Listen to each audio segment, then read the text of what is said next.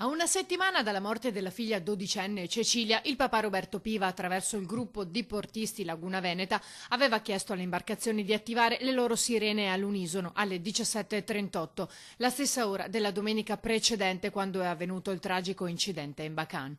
E così è stato. Nonostante il tempo non fosse dei migliori. Molte imbarcazioni infatti non erano in acqua domenica pomeriggio, ma tantissime sono state le manifestazioni di affetto sulla pagina Facebook del gruppo.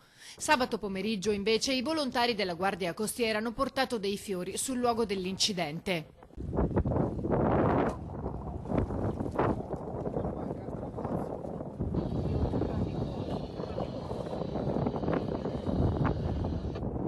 Un sentimento nostro che ci sentivamo in quel momento di esprimere, visto che l'equipaggio fa servizio in quella zona, abbiamo ritenuto di fare questa cosa. Mentre posizionavano i fiori, i volontari si sono imbattuti in un motoscafo che non stava rispettando i limiti e che, secondo quanto ci hanno raccontato, avrebbe anche inveito contro la polizia lagunare. Come al solito il mare ti insegna sempre qualcosa, però in questo caso devo dire che non ha insegnato molto, come la storia non insegna molto in generale.